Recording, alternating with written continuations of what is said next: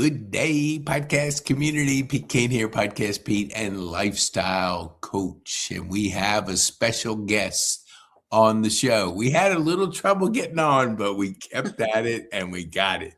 Renee, tell our viewers who you are, what you do, and who you serve, and then we'll get into our podcast. Well, thanks so much, Pete. So thank you for having me today. I really appreciate all your patience. Technology is great when it works. Yes, so true. So true. So anyway, yeah, I am a licensed realtor here in Cobb County, and my focus is serving seniors. And I have a service called Dynamic Downsizing. This is a program that helps seniors who are looking to right-size their lives, and includes a whole menu of services to help them through that process. That is so good. I think we talked about it when I met you at the expo, but if I had a nickel for every time I saw the movers bring stuff in and then take it out because it didn't fit. They went from a house to an apartment and they tried to cram everything in. And I'd always ask them, because I was curious, like, did you kind of measure? Did you do anything to prepare? And it was like, nah, my son said he could get it done. And it was crazy. So how did you get into downsizing and helping our seniors? Well, Pete, it really started about 5 years ago. My parents were going through having to downsize their home. My mom had undergone a couple of knee replacement surgeries. She had a very serious shoulder injury in her right shoulder, and she was right-handed.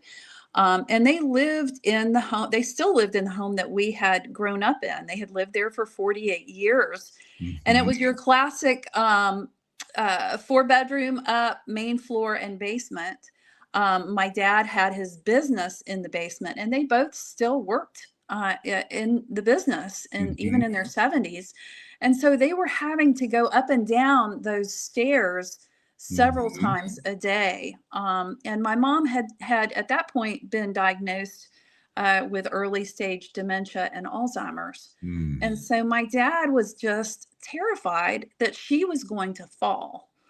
And so they made the decision, very difficult decision, to sell their home and move into a condominium. And thus began the downsizing process. And they had, like I said, it was a 3,000 square foot home. They had an attic over the garage that was full. They had an attic over the main house that was full. They had storage areas that was full.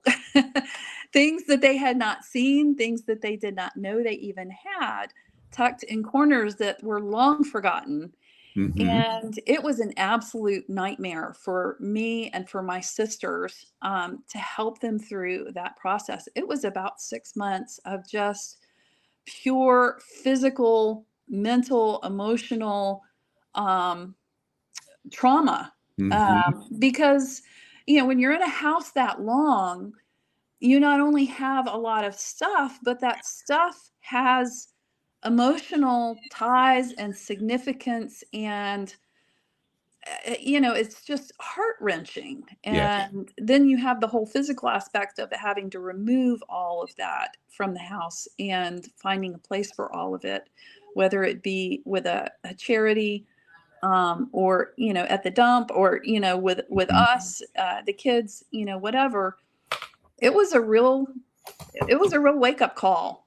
And so that, my heart at this point is to make that process as stress-free now as possible for people. Yeah, getting rid of things is that emotional. There's that emotional connection to our things that we have. And I think when you get older in life, it even gets stronger because you're giving away a piece of your life. How do you handle that emotional journey with your clients, because it's a difficult one. And I don't think they know it until the decision comes that they have to either have a bedroom on the bottom floor, they have to, go closer to grandkids. But how do you work with them in that capacity? Are you a trained therapist too? Certainly not. Just, I know with working with my parents, of course, it was difficult because Yeah. you're part of that emotional journey with them. You have connections with the things in the home. So first of all, I think it's important that you have someone who is objective, who is outside of the situation, to help with the situation, that who's not emotionally connected. Mm-hmm. And then, decide what things are going to be significant, and you'd like to take, say, if there's a collection of something, maybe have it framed. Mm-hmm. Maybe just take one. There are a lot of different ways to handle that. No, I'm not a licensed therapist, but I do a lot of encouraging and really trying to find solutions for my clients, Mm-hmm. as to, what to do with their stuff. A lot of the time, you can give it to a local charity. Mm-hmm. And there are a lot of people who need furnishings, who need even cleaning supplies, clothing, things of that nature, that it's really very fulfilling to be able to meet the needs of people who are, who may not have the things that you have and may need. Yeah, I know when I don't think I was ever a hoarder or accumulated a lot. But when I changed my mindset to think about I'm repurposing this to somebody else that could use it, could need it, I had an easier time releasing things. Do Yeah. you find like so you're working with obviously a family and they're going through that emotional roller coaster of moving on to another chapter. Do you have a team of people that you bring together? Because obviously there's a lot of things that go into it. Tell us about that part of it that you have that you can help people with. Absolutely. And that's a great point. Yes, as a realtor, my specialty, my lane, if you would, is to have a pulse on the real estate market, to be able to give advice in terms of the value of the property itself, and to be able to max that out, for the person, Mhm. to make that next chapter as successful as possible from the proceeds. But aside from that, I do have a team of professionals that I work with. I Mhm. have three different ladies who do nothing but home organization and clean out, Mhm. and three different companies, a little bit different focuses, and also in-house auction service, where Mhm. they will actually come in, do the auction inside your home, but online. And so you're not having people come and go out of your home. Mhm. It's all online, and then everything is shipped to a warehouse and then picked up at that location. Mhm. So you're not, compromising your safety or the safety of your belongings and your home, Mhm. which is very helpful. And they are, trained in terms of working with people who tend to collect probably more than they should. Mhm. There are a couple of the companies that I work with who do work specifically with hoarders. And so it's a huge benefit to be able to have that as a resource. Mhm. I also have a financial a financial person who can advise you on, the proceeds of your home. What's the best way to put that into your portfolio to, again, make it the most advantageous for you, as you're making that next step. I have an attorney that I often refer out who works in estate planning and elder law, who specializes in those fields so that they can advise you in terms of, do you want to put your home into a trust, or Mhm. how is this going to affect your investments and your estate and so forth. So those are all things that are important to consider as well when you're selling an asset like a home that you've owned for 20 plus years. Yeah.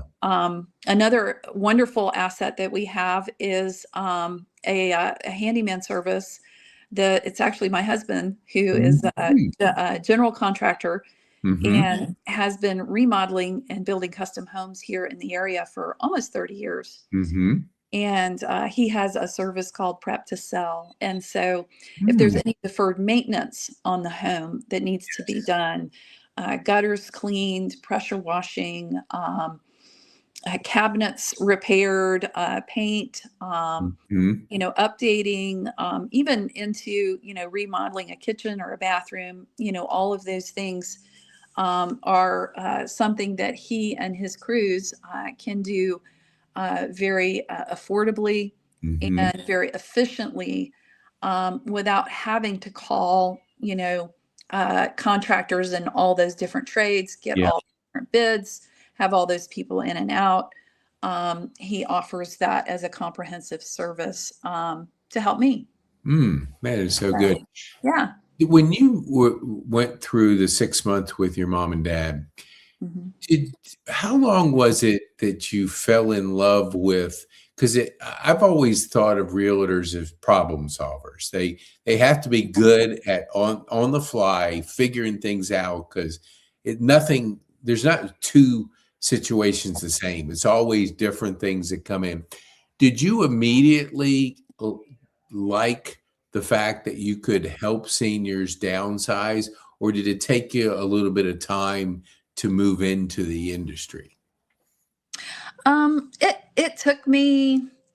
really took me a little bit of time, and I think that because our population is aging, Mhm. I think the majority of the population is supposed to be over the age of 55 in the next 10 years, as a matter of fact. And I just have consistently had 55 plus clients, Mhm. over the last few years, that it really is a God thing, I think. Mhm. That I've always enjoyed, working with seniors. I've always loved seniors, and Mhm. just uh, they're just so much fun to talk to and spend time with, and um, it's always been something that's been close to my heart. And like I said, over the last few years, the majority of my clients have been, 55 plus. Mhm. And so, every time I've had this situation, it's allowed me, I think it's really opened my eyes Mhm. to this niche. And it's also opened my eyes to the issue of, it's not just a transaction, it's a process. Mhm. And so now I try to work with people proactively, sometimes as much of it as a year or two out, um, to start putting a plan together Mhm. in terms of, having their house cleaned out. Where are we going to go from here? What does that look like? Are we moving to a condo? Mhm. One of the trends that I see right now, which is so interesting to me, is people are combining households. Um, Mm. we had a neighbor of ours that they sold their big home out in West Cobb, and my husband was actually working on an addition at their kids' house, Mm. literally right around the corner from us. They built an addition on for their parents, and Yes. they all moved in together.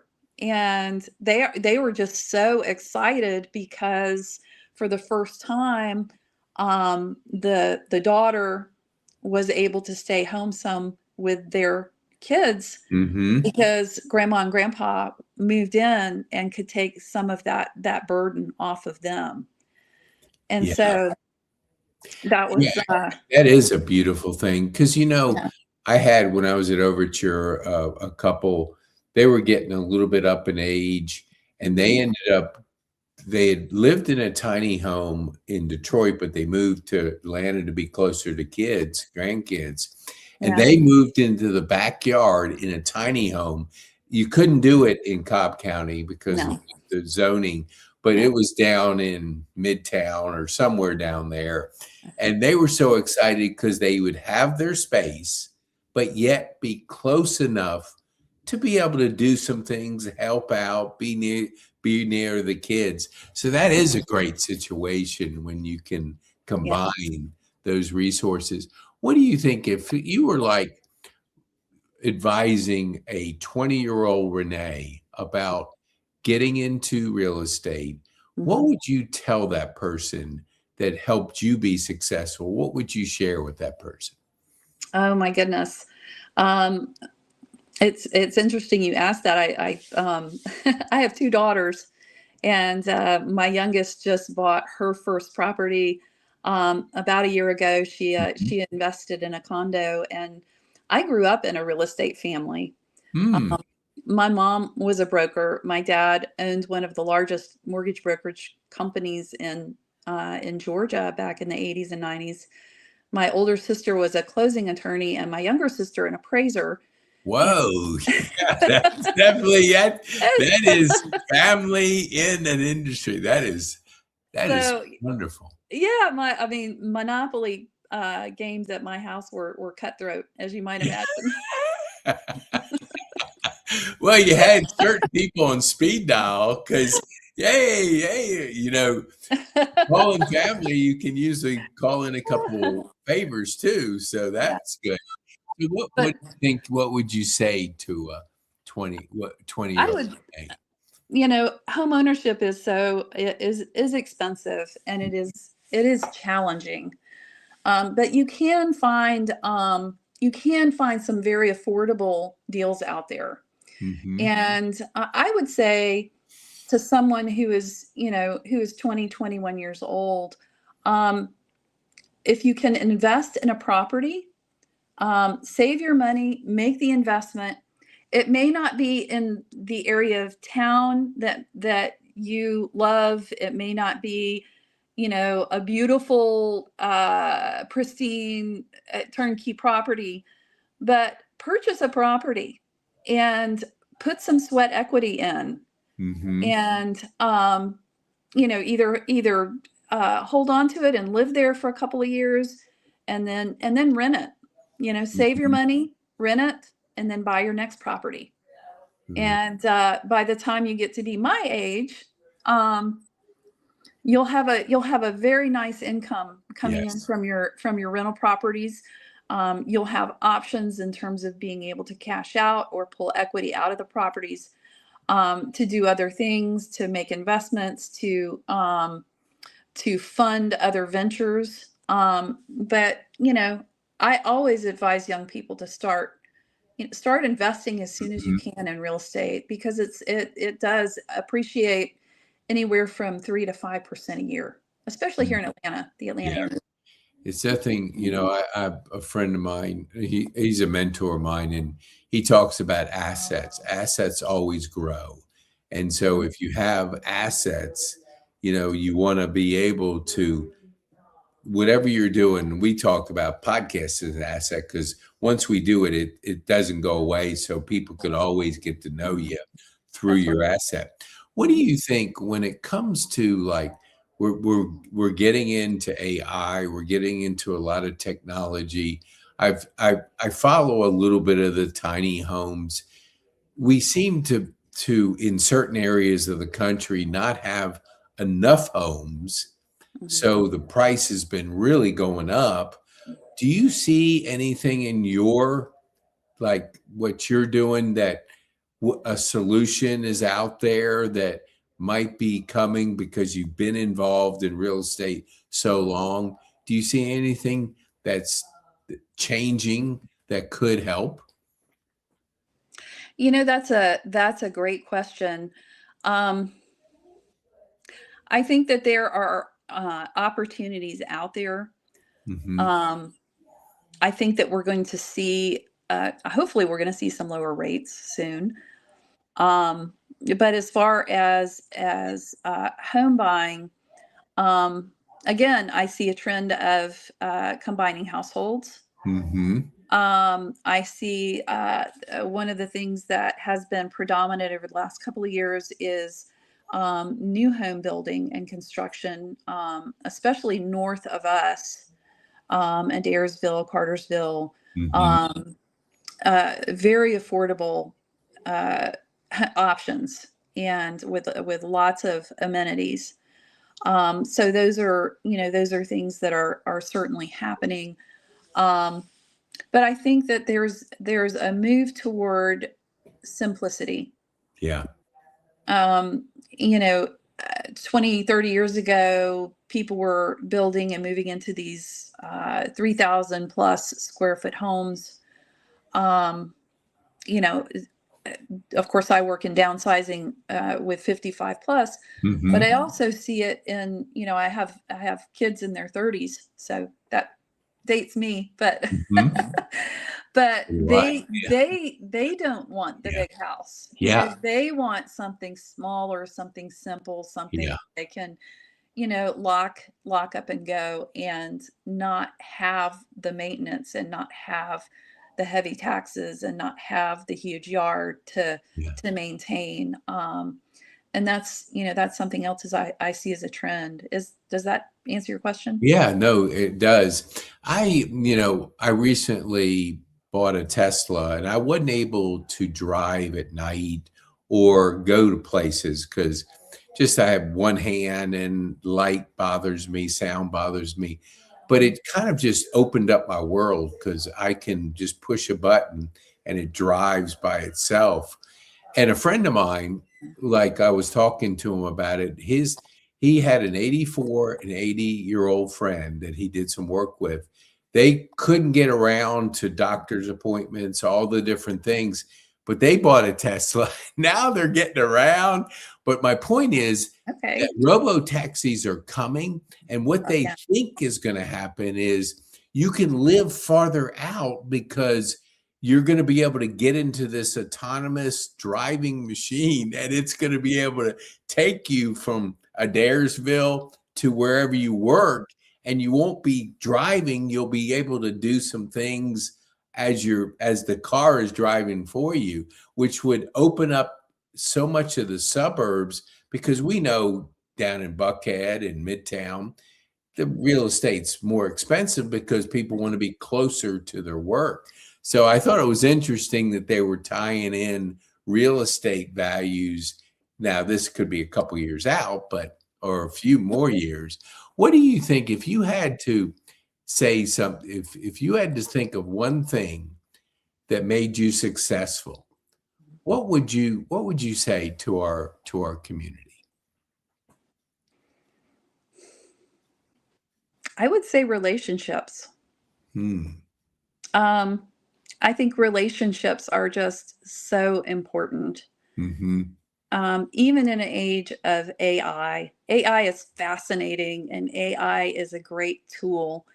Um, and I think that, in the next 5 years, gosh, it's evolving on an hourly basis. Yeah. And I think that it's going to allow us to have all kinds of opportunities we can't even imagine right now.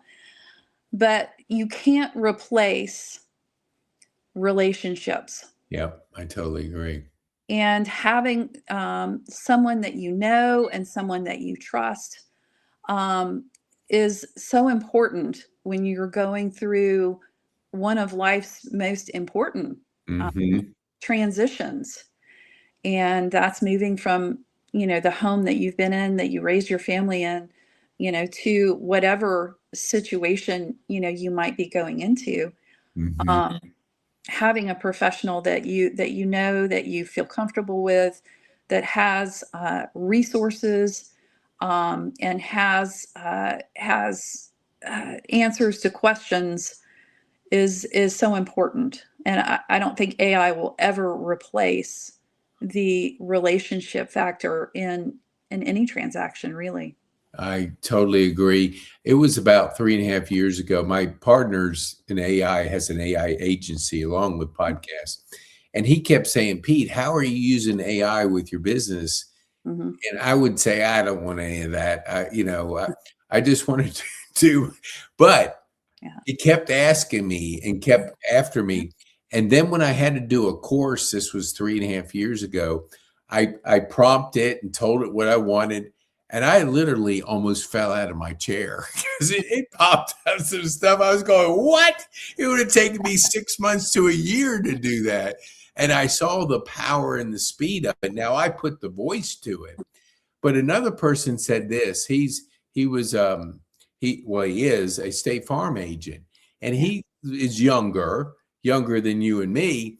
And so he was using it in his business, and he was trying to get he was a podcaster too. He was doing AI special things where he put a picture and all this stuff. He sent out these requests and he got crickets. And what he did, then he went back to personally inviting, Yeah. and they started. So, he was trying to be real fancy in AI, and and it just, even though it was beautiful, it was just, people, I think, can tell whether it's you Mhm. or AI. How Mhm. are you using AI in your business? Um, that's a great question. I use AI a lot in my business, Mhm, but really to organize. I use it to organize data. mhm, I'll use it to write sometimes, but I will have it.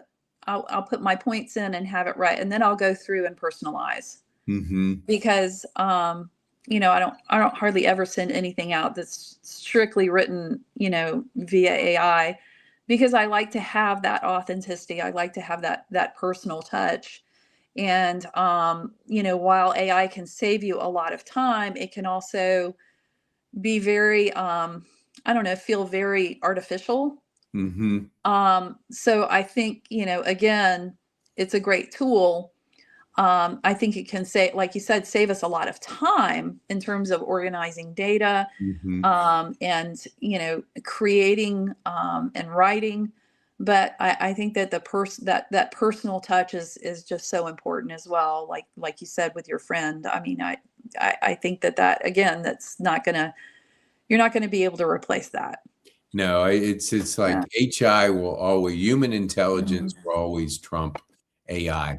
What do you, Right. when you look at, I'm in Rotary over at North Cobb, and there's I don't know how many, but there's a lot of, not, there's a fair amount of realtors. They're top realtors, and they're always learning and growing and getting better.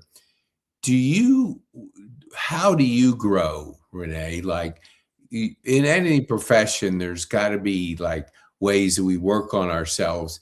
Is there something you could share with us that has worked for yourself? Well, I think just continuing education is important. Mm-hmm. I've recently gained my senior real estate specialist designation, which was a course that I took online, um, Mm-hmm. that required about 12 hours of study and Mm-hmm. testing and so forth. I think that, of course, learning from my peers. I'm Mm-hmm. always learning from my peers. I love to get with other agents to talk about how they're doing things, how they handle situations.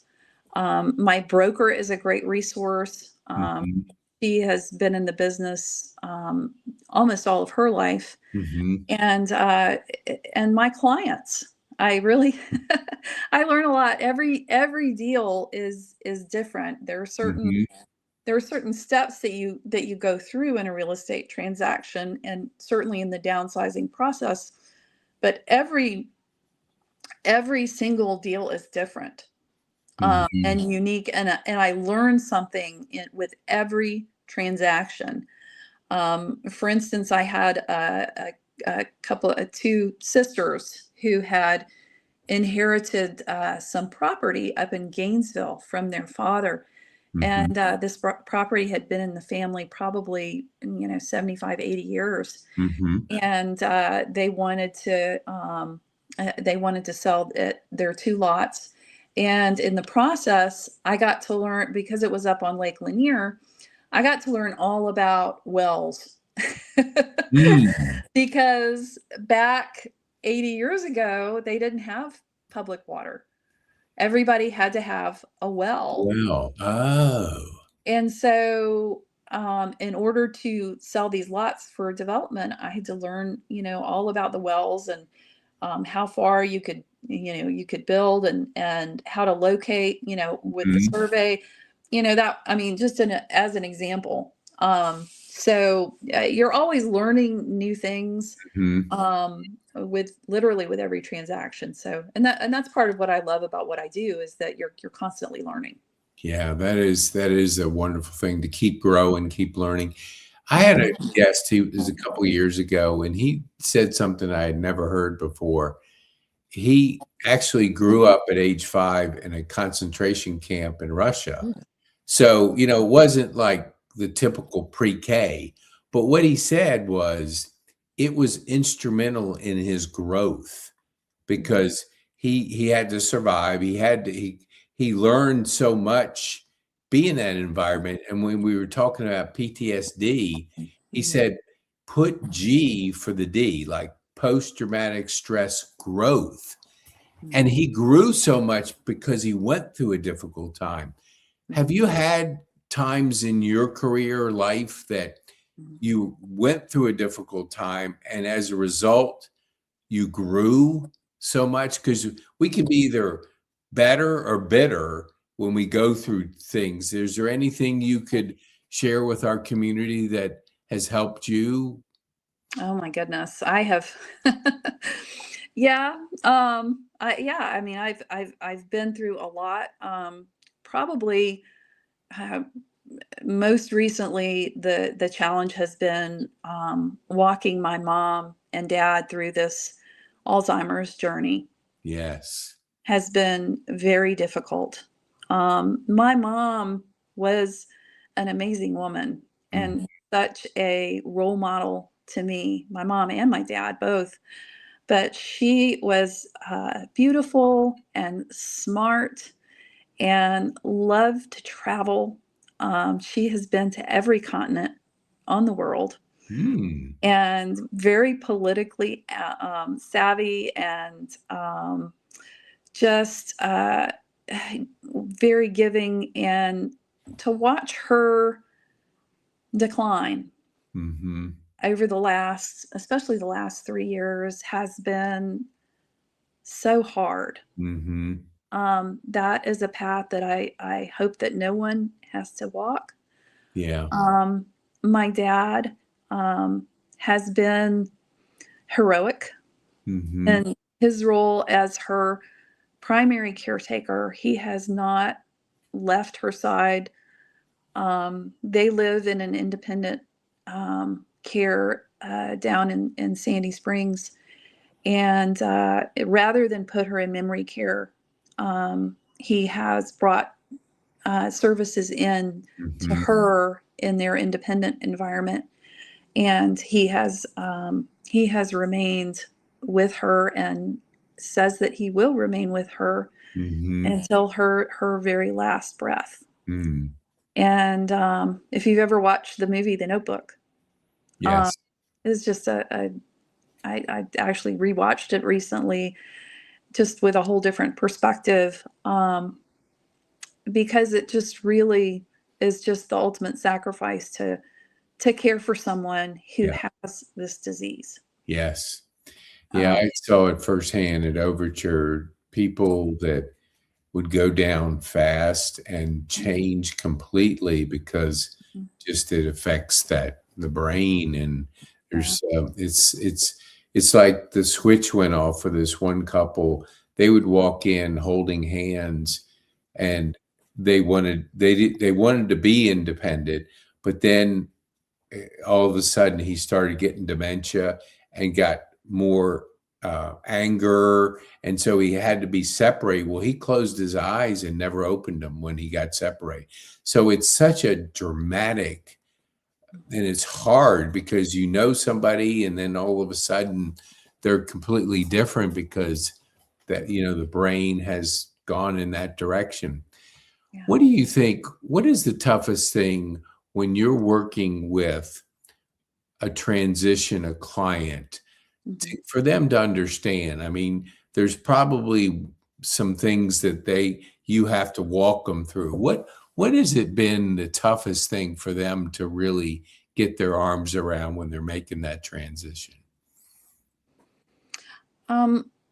Probably just the reality of moving to a new place. Mm-hmm. I think is hard. I mean, change is hard for anyone. Yeah. But when you're in a situation where you have to leave the environment that you have been most comfortable with for so much of your life, I think that's probably the hardest thing for people.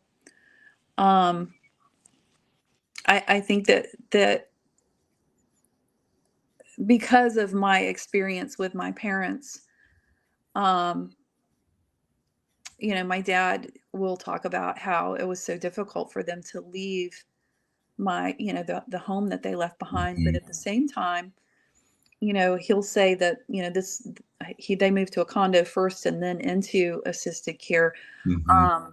And he'll say that that was the very best thing that could have ever happened to them.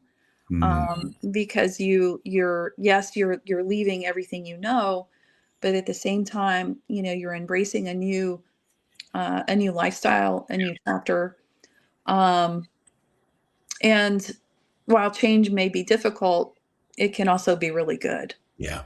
Yeah. When I went to my 50th high school reunion and they were all saying, well, Pete, when are you going to retire? And I said, never.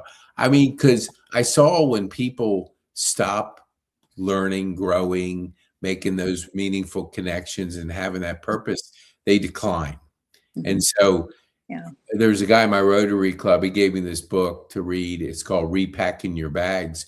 There's something magical about doing something different, learning something different, like moving into a new environment. You have to learn everything about that. And the brain really responds to learning that new thing. So yeah, we never want to just stop and do nothing because we will decline. I want to be respectful of your time. So tell our viewers, how can they get a hold of Renee? Well, they can reach me at my I guess you could reach me at my email. I work with I'm with Keller Williams. I work with the Janice Overbeck real estate team. Janice is really well known in our community. We're the #1 team in Cobb, so there's a little plug. Good. But you can reach me at Renee at JaniceOverbeck.com, or you can reach me. I guess you could give me a call at 404-822-6939. I'd love to help. Awesome. That is so good. So what would be the one thing you would want our viewers to take home from our time on this podcast? Oh my goodness. Probably not to wait.